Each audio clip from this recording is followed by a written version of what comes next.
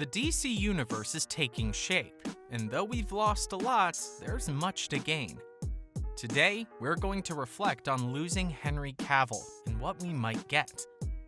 But first, Henry Cavill has been shown the door.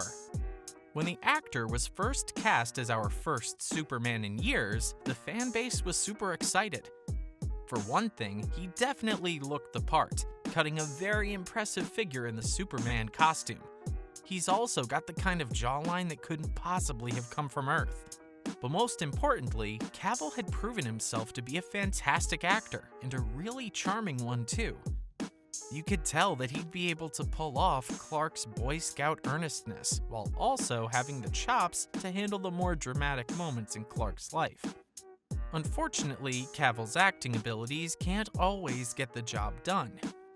At the end of the day, he's got to do what the script says, and as we've seen with The Witcher, Cavill's hands are often tied.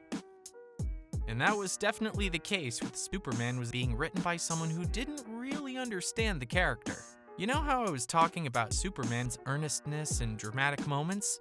Well, Zack Snyder's take on the character had none of the former, and a lot of the latter. Sure, his Clark Kent wasn't an insane murderer like Bruce Wayne was, but Clark never really had any of the charms you'd expect under Snyder's pen. That was true for most of his friends and family introduced to us in Man of Steel. From Pa Kent to Martha to Lois, everyone in Snyder's Metropolis was self-serious and boring. But even if you could hand Superman to a different writer to revive the character, certain decisions that Snyder made would become part of who Superman is. For instance, he killed Zod at the end of Man of Steel. There are a few things that no one should mess up about our boy in blue, and that was one of them. There was also the fact that he died and came back to life, meaning that no one would ever think his Superman was in danger ever again. Now, you could argue that none of what Zack Snyder did with Superman is going to matter, because James Gunn is rebooting the universe, but he can't erase everyone's memories. Henry Cavill is tied to the Snyderverse. Not literally, or even contractually, of course, but he was and always will be the guy that ushered us into what is commonly known as the DC Extended Universe, and that has made him symbolic of it. It doesn't help that Henry Cavill was a major factor in both Batman v Superman: Dawn of Justice and Justice League. Depending on who you ask, these two movies might be the worst thing that ever came out of the DCU. You could bring Henry Cavill into the new DC universe and have him acting completely differently from the way he did before, but people are always going to remember what kind of soups Cavill represented in the past. It's unfair to James Gunn to have to work around that kind of baggage when he's been tasked with setting up a new DC universe. He said in the past months that he wanted to make a Superman film that features a younger Clark. That would be a whole new approach to the character that we haven't seen in movies, and we've only seen from the Smallville show. First off, Cavill might be a bit old now to play that kind of Superman. Secondly, audiences are going to be uneasy trying to reconcile this new Superman who looks very similar to the old one, but is actually completely different. But that isn't the only baggage Gunn would end up with if he'd kept Henry. Remember that we're in the era of the multiverse. Marvel Studios is out there right now unveiling their multiverse saga across screens big and small. That has gotten the multiverse into the heads of a lot of people, some of whom aren't even comic nerds. But before Marvel got around to doing it, DC introduced a multiverse story in the episodes of the CW's Arrowverse. Their multiversal storyline culminated in the Crisis on Infinite Earths crossover event, which actually showed that the DCU is in the same multiverse as the Arrowverse. I have a feeling, though, that James Gunn is looking to approach the DC universe with a mindset that the DCU was all just a dream. He doesn't want his universe to have any kind of association with the aborted franchise, and for good reason. It sucked.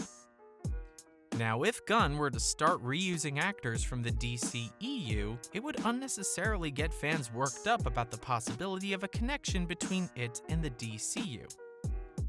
And y'all know that fans would want their imagined connection to be paid off at some point.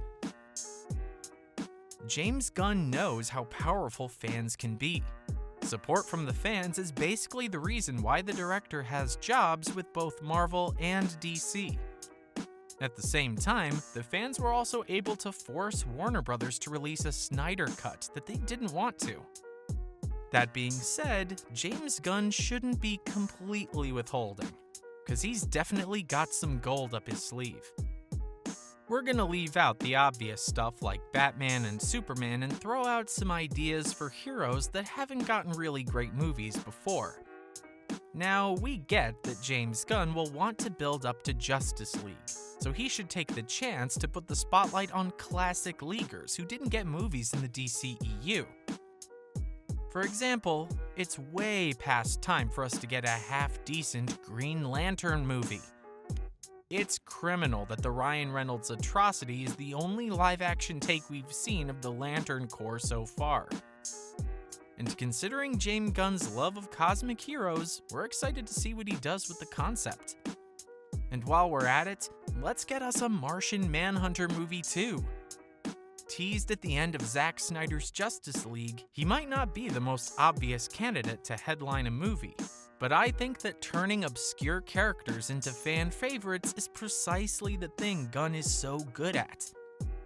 Martian Manhunter lunchboxes? Here we come. We shouldn't just focus on Justice League mainstays, of course. After all, not every Marvel movie is about an Avenger. So, what other characters are due for a movie?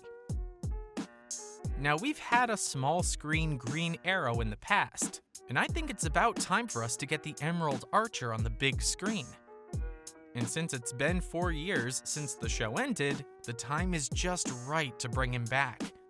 Moving on from there, you know how Doctor Strange is really popular right now? Why not bring some magic and sorcery to the DC universe as well? Dr. Fate was already used in the Black Adam movie. So, who should introduce us to this side of the DCU? Well, I'm pulling Zatanna's name out of my hat. A fun hero who performs her spells by saying English backwards. Zatanna is one of the most popular DC characters not to have a movie so far.